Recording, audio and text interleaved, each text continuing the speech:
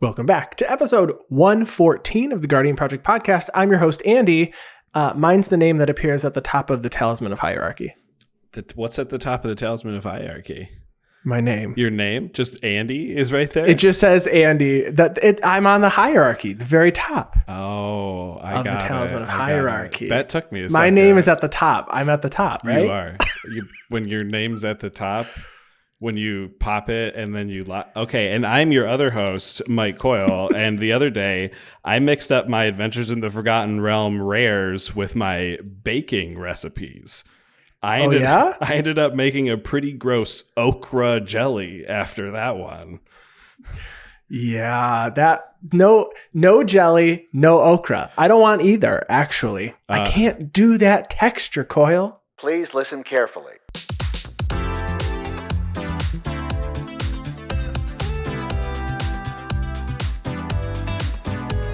I probably couldn't do an okra jelly texture. That sounds like a gritty jelly. Sounds pretty gross to me, not gonna lie.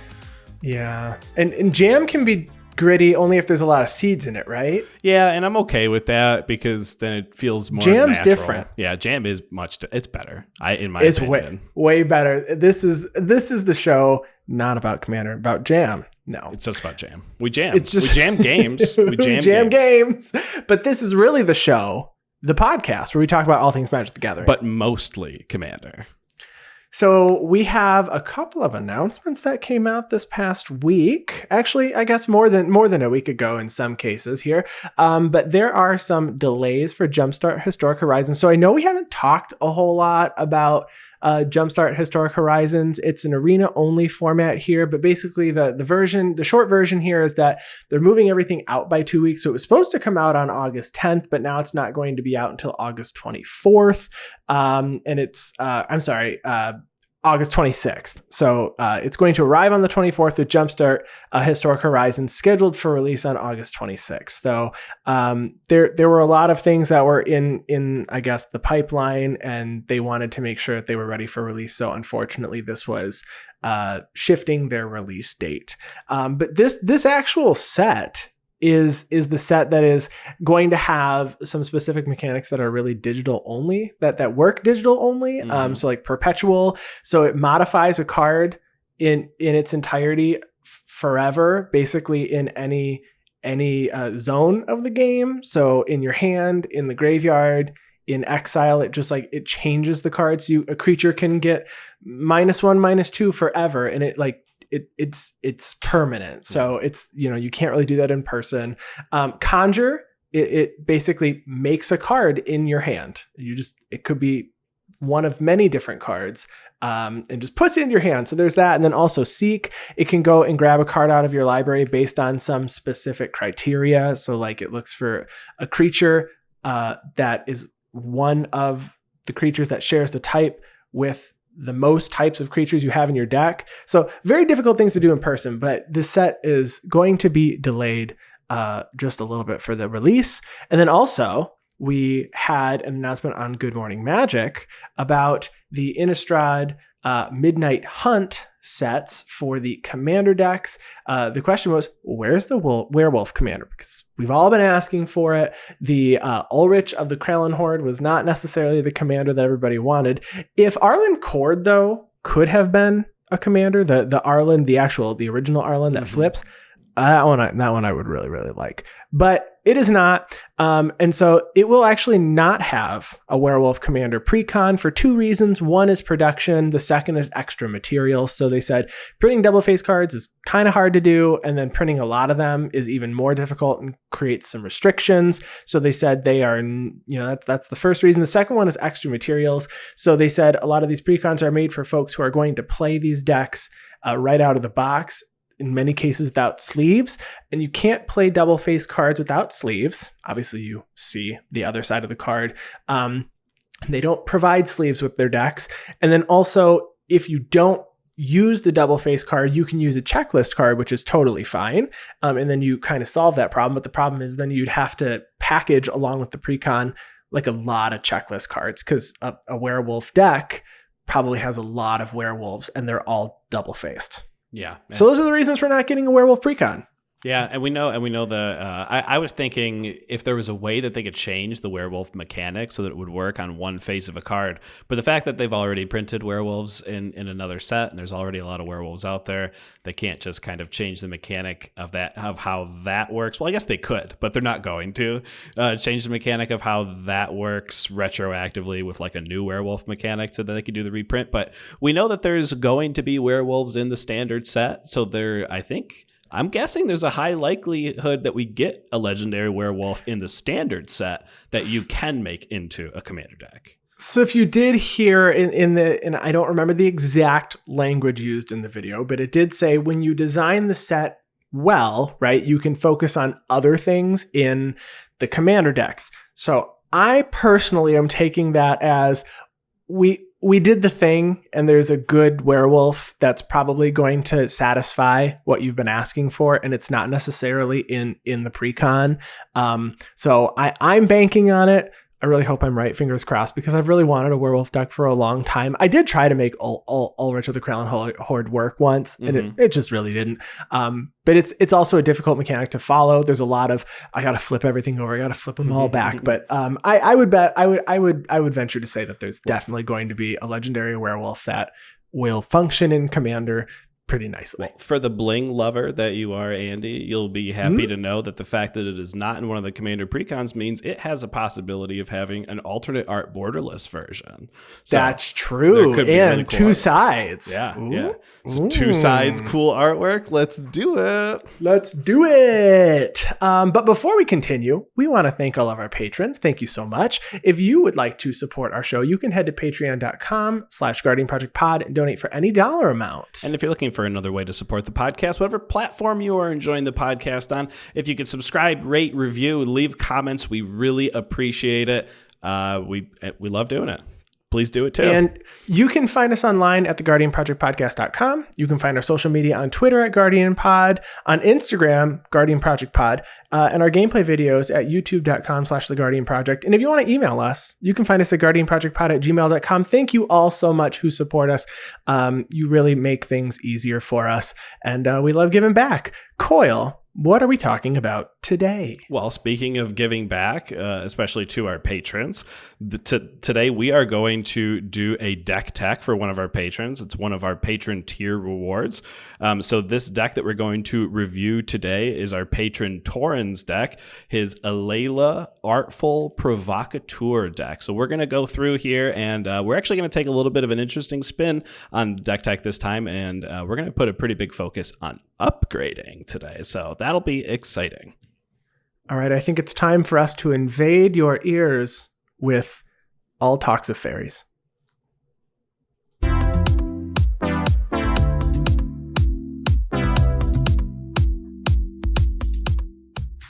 So the intro wasn't as smooth as I wanted, but the deck name is actually Alela Fairy Invasion. So, I really wanted to make sure that I incorporated it into the transition.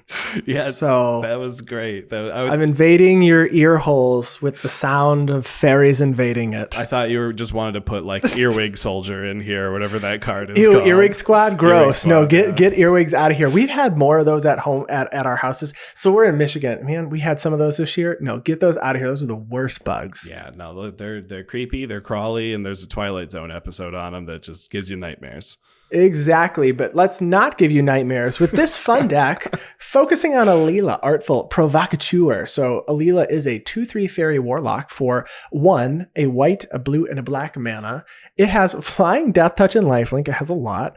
And it says other creatures you control flying get +1/+0. Whenever you cast an artifact or enchantment spell, create a 1/1 blue fairy creature token with flying. This is from the Throne of Eldraine Brawl precons, and it has all the text on it, and I love it. Yeah, no, very, very cool card. I think other than Korvold, this one might even be more popular than the Korvold precon. Korvold might be a more popular deck nowadays, but Alela still is a very, very popular deck. I know it makes the EDH Rec top 50 for most popular decks out there. And there's a few different ways that you can build it. Obviously, it can trigger to make fairies off of artifacts or enchantments. A lot of people play pure artifact. A lot of people play pure enchantment. A lot of people play Fairy tribal. This particular deck is kind of a combination of all of that, but it is definitely focusing on the generation of the 1/1 blue fairies using Alela's trigger with artifacts and enchantments. Exactly. And actually, it is number 6 ranked at the time of recording this episode on all of EDH Rec. Nice. So it is still very popular. I was kind of surprised when I was looking at the EDH Rec, because we're going to talk about upgrades towards the end of the deck tech. When I was looking there, it doesn't seem like a lot of people are making a ton of upgrades with recent sets. So I'm interested to see, I know it's one of the top rated decks, but I think people have to go back and start making some upgrades. So this particular deck plays 46 artifacts and enchantments in order to trigger Alela's abilities. With only 16 creatures in here, it's going to be very important that we can generate those 1/1 fairy tokens in order to block an attack. 3 of those creatures are actually artifacts themselves in order to trigger Alela's ability. And so this deck is so focused around that ability, there's actually only room, if you want to call it that, for 1 instant and 3 sorceries in the entire deck. So it's very, very focused strategy. And we'll see if, I guess, once we evaluate the deck, if we think that it is still balanced. We know that you can get your removal and all that kind of stuff through enchantments and artifacts. So just because it's focused mainly on permanence does not mean it's not a balanced deck. So as we go through, we'll talk about that. And there's a couple different ways that is going to win. So with the token generation, that's particularly called a go wide strategy. So you're going to try to swing with more creatures than your opponents have to block and get in there. And then there's also an alternate strategy to go tall with some of our auras and stuff that you can slap on your commander for some commander damage. So that's the main, I guess, overall strategy. That's the kind of blurb when discussing the deck with Tauren. Yes, and the other item is that right now there have not been a lot of recent updates within the last year and a half. So I think the most recent cards we've seen are from Throne of Eldraine. Yes, absolutely they are. I had to look up whether the Girid pre-con came out before or after Throne of Eldraine, and it was... I think it was 2 months before. So August versus October of 2019 release. So yes, Throne of Eldraine is absolutely the latest set in here. So we're definitely going to look at sets that have been printed since Throne of Eldraine for these upgrades. So to start it off, let's talk about the one thing that this deck wants to do most, and that is token generation. So there's a couple enchantments that are in the deck that are going to be able to generate tokens kind of over and over again, because these can actually return back to your hand. The first one is Conviction. So Conviction for 1 and a white is an enchantment aura. It says enchant creature. Enchanted creature gets +1/+3. Then you can pay a white to return Conviction to its owner's hand. So this is going to give you the ability to just cast it, put it back to your hand. It's a really great mana sink when it comes to generating tokens over and over again. It is very heavy into the color white, so you're going to be probably limited on how many times you can do it based on how many white pips of mana you can generate. But the other enchantment, which does a very similar thing, is Flickering Ward. Flickering Ward only costs 1 white, and it actually is only going to cost 1 white to return it to its owner's hand. But when you play Flickering Ward, you choose a color, and the enchanted creature gains protection from the chosen color. So this particular one can give you protection against removal spells, monocolor decks, protect from people blocking you. So I think it has a little bit more utility than Conviction, but it's important that you play redundancy for both so that you can get that token generation going. I really like these cards because if you do have a mana sink late game, you can use these over and over and over to make a ton of fairies here. But Flickering Ward, I think, is one of those cards we just don't see it a lot. I wouldn't say it's underplayed. I wouldn't say it's overplayed. It's just it works in the decks that it works in, and it just might not do as much in decks that don't really care about playing enchantments like this. But Flickering Ward has been an all-star in a few decks that have recently come out. But another enchantment here that makes creatures is Bitter Blossom. Couldn't be more on line with what this deck's trying to do. Bitter Blossom is a tribal enchantment that says at the beginning of your upkeep, you lose 1 life and create a 1/1 black fairy rogue creature token with flying for 1 and a black. This actually got a new printing in the secret layer as well. So there were some more put into circulation, although it's still an extremely popular card in Commander. It makes a lot of creatures, but particularly it's an enchantment, and we've said this before, enchantments are really difficult to remove. Artifacts and creatures, most people pack a lot of removal for those, a lot less enchantment removal. So this really solidifies our ability to grow the board with relevant creature types without Alela actually being on the board. And then when Alela does hit, the Bitter Blossom has already made a few things that are going to get pumped by Alela. Yeah. Notably, I wanted to talk about Una's Blackguard at this point. So it might not make sense for when it comes to token generation, but it will in a second. Una's Blackguard, for 1 and a black, you get a fairy rogue 1/1 with flying that says each other rogue creature you control comes into play with an additional +1/+1 counter on it.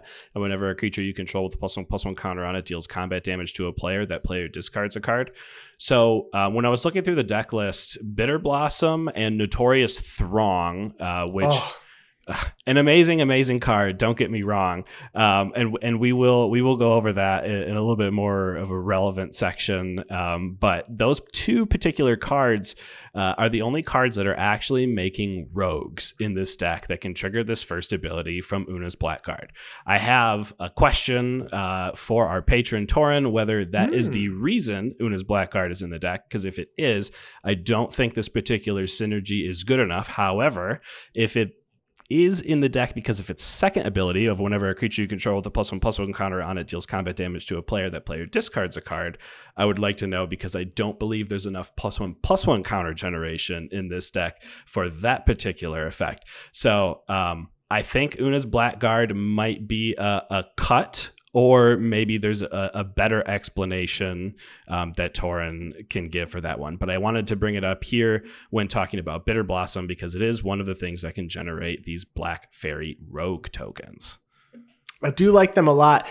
Perhaps a metallic mimic could be utilized in addition to Una's Blackguard here. Yeah, I really like Metallic Mimic, giving +1/+1 counters to everything that comes in. It only costs 2 mana. It's an artifact itself that would trigger Alela's ability. It's not too expensive. I think it's under $10 still for that card, and maybe that is expensive for somebody, a $10 card. In particular, just a lord here, but it also counts as a fairy itself that can get pumped. I think it's a huge upgrade. Again, combined with it, like you said, Andy, you're going to be able to make everyone discard their hand. So maybe if you have a little bit more synergy with this Una's Blackguard, it'll be a better keep in the deck. So the next card here, probably one of my favorite cards in the deck, is Anointed Procession. It's an enchantment that says if an effect would create 1 or more tokens under your control, it creates twice that many tokens. So for 3 and a white, you're going to play this. You will make a creature, but you're not going to get double because it's when you cast, but you will get double for any enchantment or artifact spell that you cast after Anointed Procession comes out. Love it. Perfect. Oh, yeah. There's nothing else to say here. So good. Yeah, it's actually the only token doubler in the Esper colors.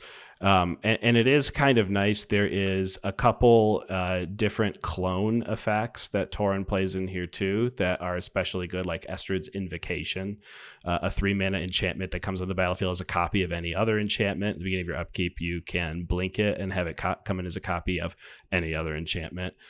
It would be really nice to have this and have multiple Anointed Processions, since you don't have the ability to play Parallel Lives and the green token doublers. So it'll be cool to have those things to copy your already best token doubler. However, my favorite token generation card in this, just because of how underplayed it is Song of the World Soul. So Song of the World Soul is a 6-mana enchantment for white. It says whenever you cast a spell, populate. If you're not familiar with populate says create a token that's a copy of a creature token you control. So this isn't going to double your token generation, but if you are just making 1 token every time you cast a spell, then technically it is doubling your token generation, because every time you cast that spell, you're basically going to be making 2 fairies now instead of 1, given that you already have 1 fairy on the battlefield. So this particular card was in the Girid precon that I mentioned before from 2019 that came out 2 months before Throne of Eldraine. I don't I don't see it see play a lot, maybe because it's a card that doesn't inherently do something by itself. It requires you to do something after casting a very large mana cost spell. I mean, it is 6 mana for an enchantment, so maybe that is why it's not seeing play.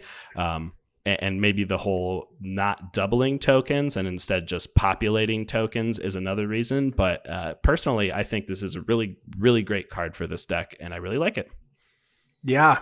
The next theme that we have here is anthems. Now that we've made a bunch of tokens, now those aren't our only token generators. Obviously, we're playing many more enchantments, many more artifacts. We're going to have a bunch of fairies. So we need to try to swing at people with them. So I've seen just a board full of fairies. And if you can't kill more than one player in a single swing, you're probably going to try to pump them up so you potentially can take out multiple people in a single swing. So the first card here is Favorable Winds. It says creatures you control with flying get +1/+1. It's an enchantment for 1 and a blue. Play it. You're going to make a token, and it's going to be even bigger. Yeah, it only costs 2 mana, so really, really great by the mana wise. And you'll see this theme here that we don't have a lot of stuff that's actually going to pump fairies, but we have stuff that's going to pump flying creatures. Or in the case of Intangible Virtue, for 1 and a white, you get an enchantment that says creature tokens you control get +1/+1 and gain that great keyword Vigilance to allow you to both attack and block with your same fairy tokens.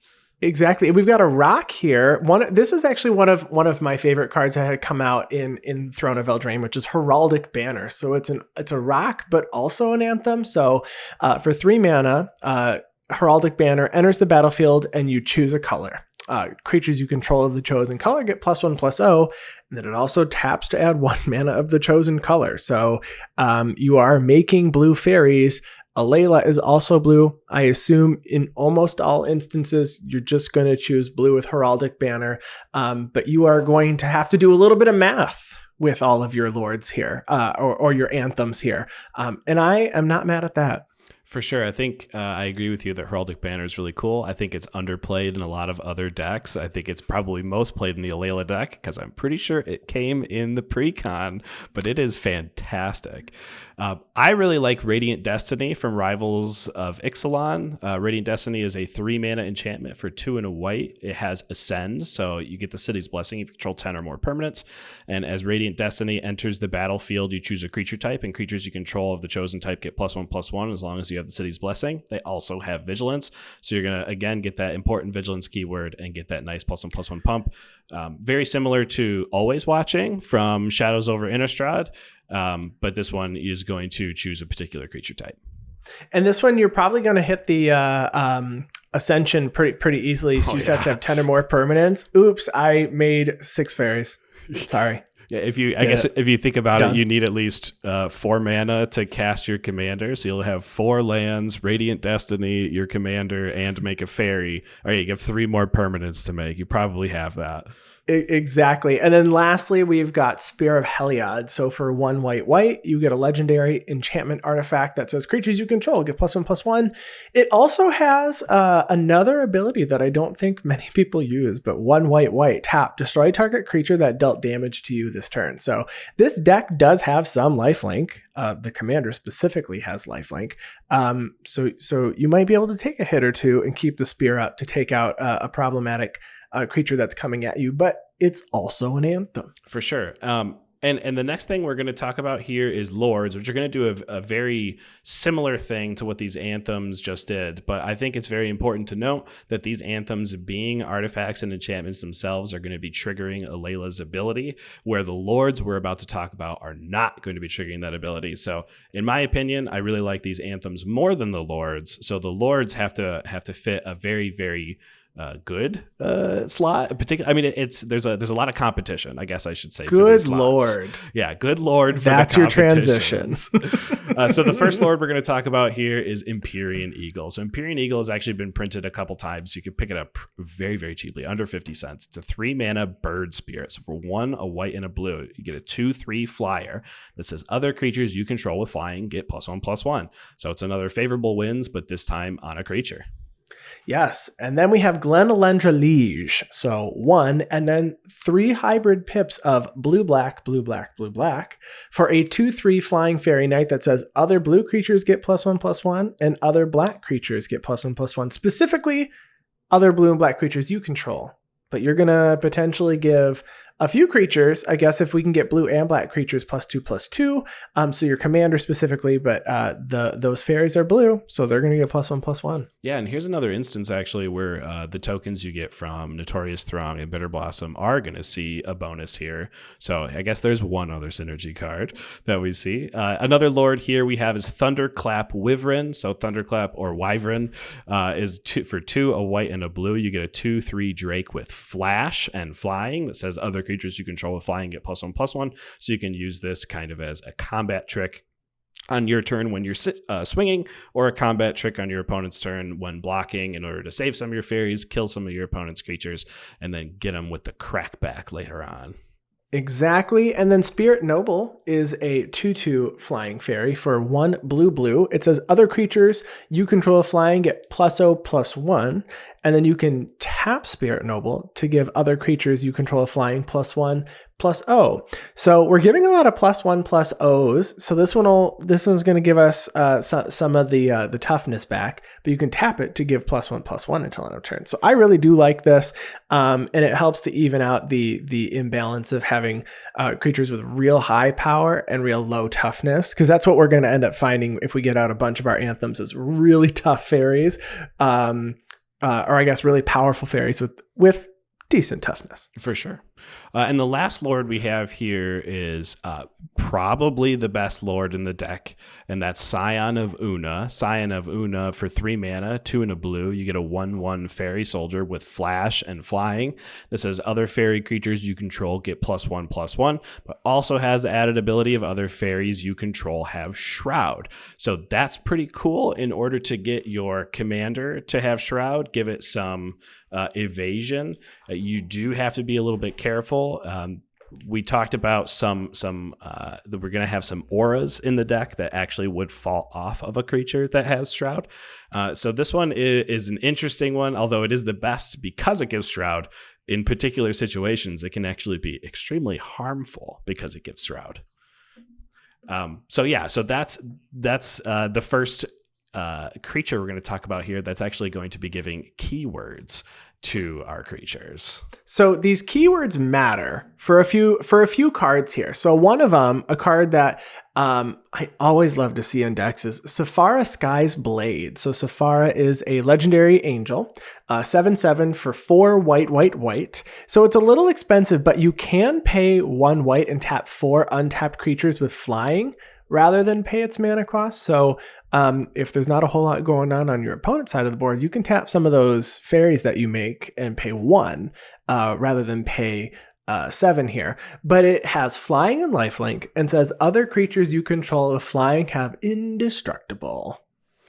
So many things with flying in this deck. Yeah, I mean, if you can make your whole board indestructible, then you're gonna start winning. I know I've gotten beaten actually by the next card, Etchings of the Chosen, which is also granting indestructible to creatures, but on an individual basis. Etchings of the Chosen, for 1, a white and a black, you get an enchantment that says, as Etching of the Chosen enters the battlefield, you choose a creature type. Creatures you control, the chosen type, get +1/+1. So here's another an anthem that we have. And then you can pay 1 generic mana to sacrifice a creature of the chosen type to have target creature you control gain indestructible until end of turn. So you don't even have to target a fairy with this. In most cases, you are trying to protect your commander here. But if you do have Sephara out here, Sephara does not grant herself indestructible, but Etchings of the Chosen sure can give her indestructible every time someone tries to destroy it. So you can have a truly, completely indestructible board in combination with the two.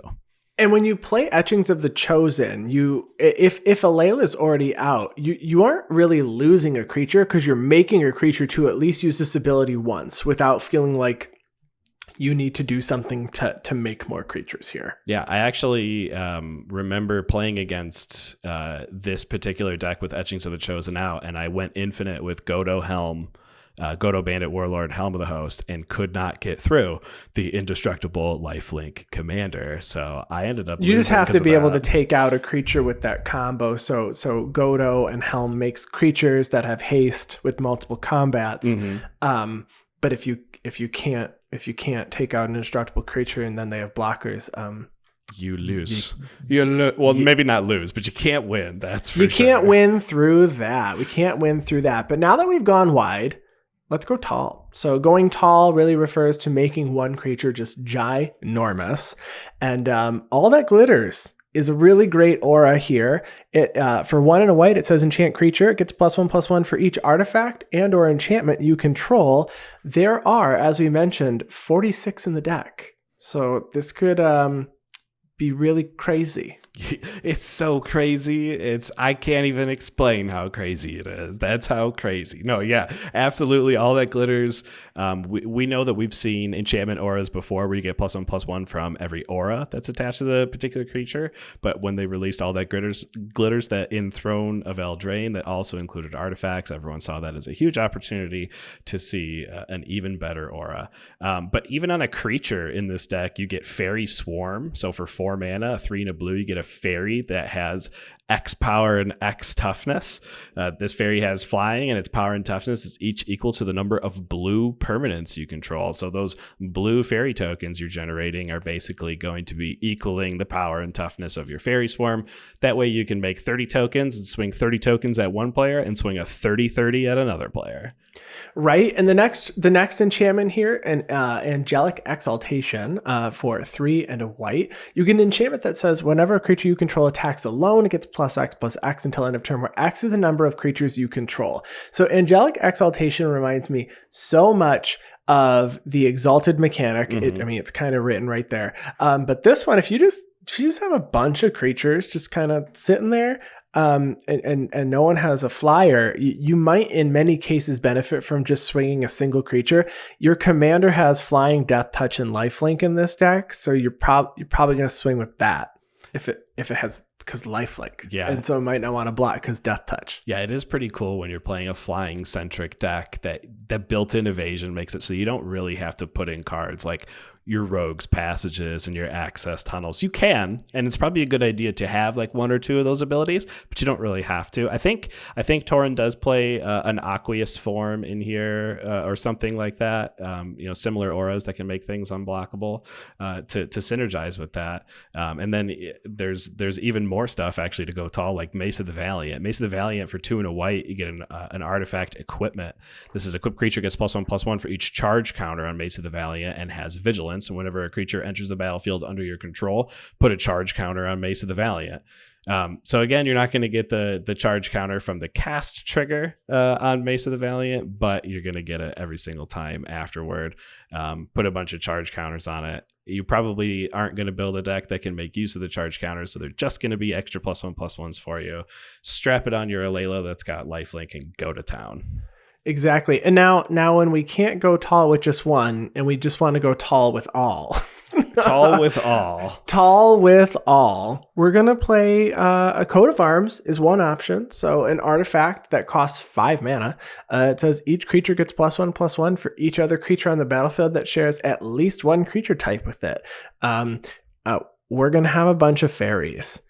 We might also have, so there's some rogue synergies here, right? Because we have some rogue cards. Mm-hmm. So this, you drop it, and if you got 6 or 7 fairies out, you might just start taking people out pretty handily. It's like every time you cast an artifact or an enchantment, you basically are pumping your board by +1/+1 every single time. Exactly. You get it's like prowess almost.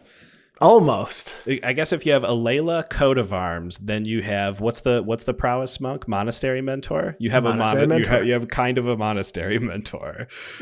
How about Cather's Crusade? I mean, we love playing our Cather's Crusade in all of our token generation decks. So Cather's Crusade is a 5 mana enchantment.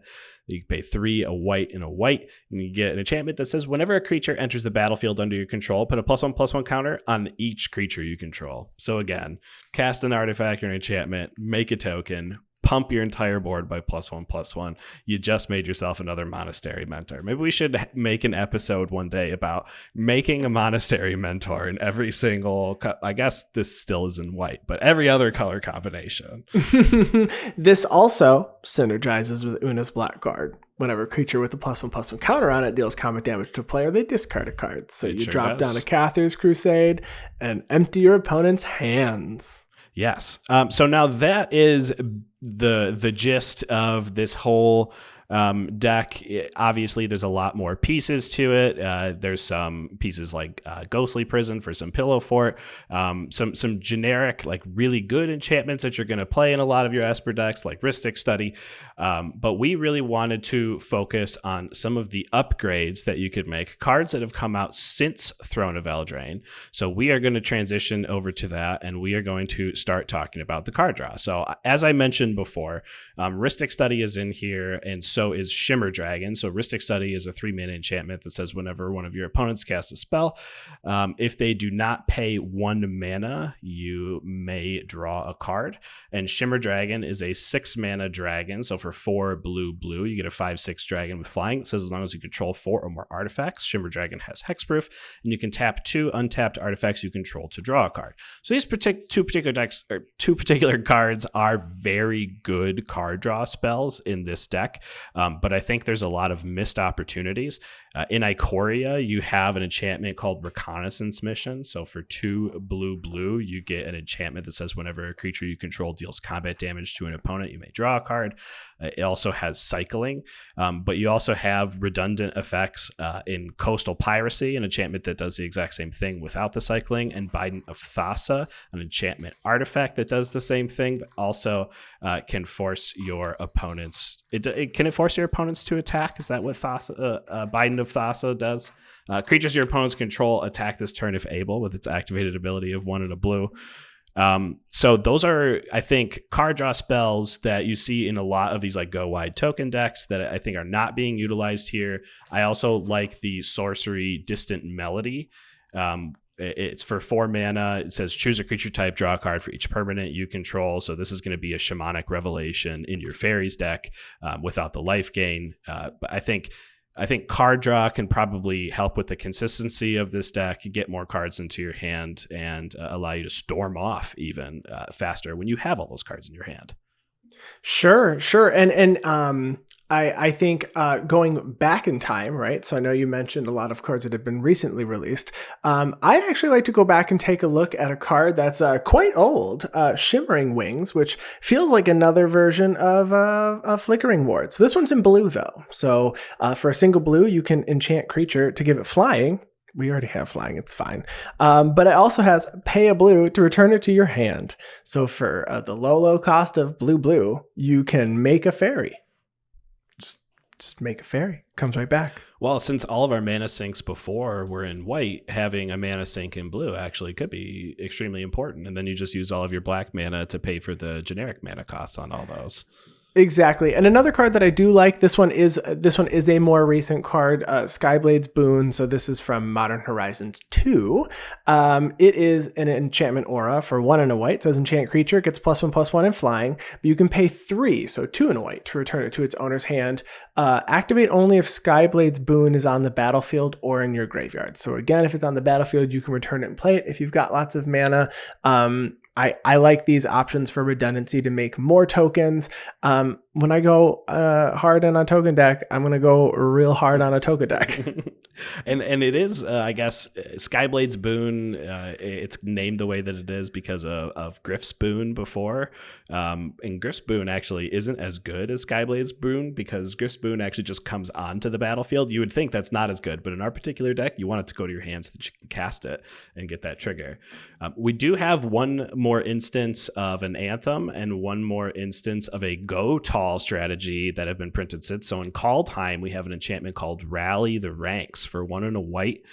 You get an enchantment that says, as Rally the Ranks enters the battlefield, you choose a creature type, and creatures you control of the chosen type get +1/+1. So again, a 2-mana anthem that's going to be able to generate a fairy for you and give all of your fairies +1/+1. Also, we have Skycat Sovereign from Ikoria for our Go Tall strategy. So for a white and a blue, you get a 1/1 elemental cat with flying that says Skycat Sovereign gets +1/+1 for each other creature you control with flying. So this is going to be your own coat of arms kitty that's going to go in for some damage. It also has a little bit of a mana sink if you need to spend your mana on something. So for 2, a white and a blue, it has a ability that says create a 1/1 white cat bird creature token with flying. So cool to see another go tall flying strategy, a creature you can just throw down late game for 2 mana that is 22 power out of nowhere or something ridiculous like that. Right. And another thing here is looking at potential cost reduction cards. So this is what I was looking at here. If I were to make maybe some upgrades, like a card like Starnheim Courser from Kaldheim. It is a 2/2 Pegasus for 2 and a white with flying. So flying again synergizes very well with some of the cards that are already in the deck. It says artifact and enchantment spells you cast cost 1 colorless less to cast. I mean, this is a slam dunk to fit that theme. It's also very affordable at 13 cents. But another cost reducer here is Transcendent Envoy, which coincidentally is an enchantment creature griffin. So you've got an enchantment. As you cast it, you're going to make a fairy if Alela's out. But it's a 1/2 with flying for 1 and a white that says aura spells cost 1 colorless less. So there aren't a ton of auras, but with some of the upgrades that I looked at making, it's definitely relevant being able to cast some of these auras for a reduced cost. Yeah. And like you said, it's also an enchantment, and you're going to get your fairy off the cast trigger for that particular one too. So it's never going to have a downside. I say that maybe there's an instance that there is. I particularly like the court cards from Commander Legends for this deck as well. You're going to be making an army of fairies that are again have evasion just in the flying built into the token itself. You're going to have a lot of them. You're going to be able to get around people who have blockers, and you're probably going to have enough of them to hold back blockers for your own. So taking advantage of the Monarch ability is probably something that you can do pretty easily. So Court of Ambition, Court of Grace, and Court of Cunning are the 3 courts in the Esper colors from Commander Legends that you could take advantage of. I'm not really sure Court of Cunning is going to be very good for you. Court of Cunning is a 1 blue enchantment that mills your opponents for 2 cards at their upkeep, or if you're the Monarch, it will mill them for 10. But Court of Grace, 2 white. This is the white court that when you are not the Monarch, you get a 1/1 white spirit at your upkeep. And if you are the Monarch, you're going to get a 4/4 white angel creature token with flying instead of a 1/1 spirit. It's going to work particularly good with your token generation strategies with anointed procession. But personally, I think Court of Ambition is just so good in any deck that can run black. So Court of Ambition is for 2 black, and at your upkeep, each opponent loses 3 life unless they discard a card, or if you're the Monarch, they lose 6 life unless they discard 2 cards. And getting your opponents to discard cards or lose life feels real good at your upkeep, even if you're not the Monarch. Yeah, no, I do like these a lot. Court of Grace I have seen do work because that one token that you make, even when you're not the Monarch, it blocks for days. Oh yeah, it blocks for days. And if you are giving your flying spirits indestructible, and it really blocks for days. Well, that's definitely true. That's definitely true. So another card, this is a card that I think it does a lot whenever I see it played, is Daxos Blessed by the Sun. So legendary enchantment creature demigod. So it's an enchantment. So you will get a fairy when you play it if Alela's out for white. It is a 2-star. So its toughness is equal to your devotion to white. It is a very white heavy deck. So we will see a good amount of toughness here. It says whenever another creature you control enters the battlefield or dies, you gain 1 life. So again, we do have some more life gain in this deck. There are some cards that do give us some extra white mana pips. Spear of Heliod gives us 2. True Conviction, which is an enchantment in here that gives creatures double strike, and Lifelink has 3 white mana pips. So I think this works really, really well. Yeah, and like you said, the fact it's an enchantment makes it the best soul sister for this particular deck.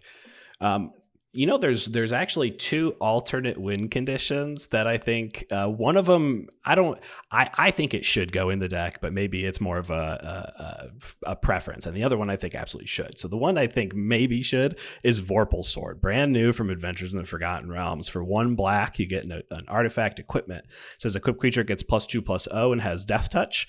You can equip it for a black, and then has an activated ability of 5 black that says until end of turn, Vorpal Sword gains whenever a equipped creature deals combat damage to a player. That player loses the game. We talked about how this entire deck is flying. Flying is built-in evasion. You're going to find one player that doesn't have a flyer, and you're going to be able to Vorpal Sword them to death, and it's going to be fun. And if I know Torin, like I know Torin, he's going to have fun Vorpal Swording someone to death with this deck for sure. So the other win condition that I really like here is Strixhaven Stadium. So from Strixhaven, it's a 3-mana artifact, so 3 generic mana. It says you get to tap it to add a colorless, and you put a point counter on Strixhaven Stadium. Whenever a creature deals combat damage to you, you remove a point counter from Strixhaven Stadium, and whenever a creature you control deals combat damage to an opponent, put a point counter on Strixhaven Stadium. Then if it has 10 or more point counters on it, remove them and remove all of them, and that player loses the game. So this is like kind of a pseudo infect strategy in a way, because you only need to hit someone for 10 damage in order to kill them with your fairies. I know that Torin also plays the enchantment True Conviction in this deck, which gives all of his creatures double strike and lifelink. And actually with that, you can trigger Strixhaven more than once per turn and actually kill 2 players at a time. So I think this particular alternate win condition is better than Vorpal Sword for this deck, but I think both should be included. Yeah, I do like both options. And then lastly, I really like the card Rise and Shine. So it's a sorcery for 1 and a blue. It says target non-creature artifact you control becomes a 0/0 artifact. Put 4 +1/+1 counters on each artifact that becomes a creature this way. It has Overload for 6. So there are quite a few non-creature artifacts in this deck. I think that this card is a slam dunk. Even just turning 1. If you really just need 1, you can still just make 1 4/4. But why not make 7? Yeah, and it actually seems kind of like a no-brainer. The Workshop Elders was in the pre-con for for Alela, and Workshop Elders is a 7-mana human artificer 4/4, so 6 and a blue for a 4/4 that says artifact creatures you control have flying, and at the beginning of combat on your turn, you may have target non-creature artifact you control become a 0/0 artifact creature, and if you do, put 4 +1/+1 counters on it. So Workshop Elders for 7 mana is going to give you 1 flying 4/4 per turn, where Rise and Shine can give you a giant board. I mean, 4/4s are nothing to cough at. I mean, they're gonna kill you. And one more card that I do particularly like. This deck is playing at sorcery speed. Everything is artifacts and enchantments. If you can include your Leyline of Anticipation and your Vidalcan Ores, you can't depend on them. Even if you do find the money and the slots to have them in here to give everything flash speed and to give, do some combat tricks with your fairies and stuff. But finding some enchantments that have flash, or maybe have flash if you control your commander, I think are going to be very important to help with the whole combat trick part of Commander. So Timely Ward was printed in Commander Legends, and I do recommend this card. For 2 and a white, you get an enchantment aura that says you may cast this spell as though it had flash if it targets a commander. An enchanted creature has indestructible. So a real easy way to give Alela indestructible at flash speed, and then it can become your combat trick.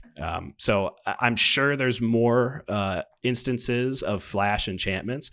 I just think it is maybe something that can be more of a focus in this deck. Yeah, I like it a lot. Honestly, there's so many things you can do with Alela, and I really like how this deck plays. I like the suggestions that you had. I really like, I'm looking forward to seeing how this deck evolves. And Torin, thank you so much for being a patron and for submitting this deck.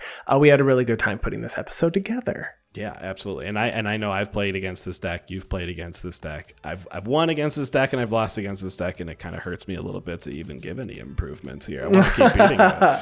We're gonna get crushed, and it's our own fault. And I love it. It's pretty. It feels good. We're lowering our win percentages, right? We got to lower those win percentages. You got to do it. You got to do it. Well, thank you everyone for listening. If you want to contact me directly, I'm on Twitter at ATFlory. And I'm on Twitter at WormCoilEngine. And of course, we always want to give a special thanks to our producer and editor, Ryan Nichols. Thank you so much. And a special thanks to Chris Wolf, who handles all of our graphic design. Thank you so much. And to all of you listeners out there, we will talk to you next week. When we probably get crushed by fairies. Well, yeah. I mean, yeah. It's going to happen next week. I know it. For sure. I'm excited. Oh, dead to fairies.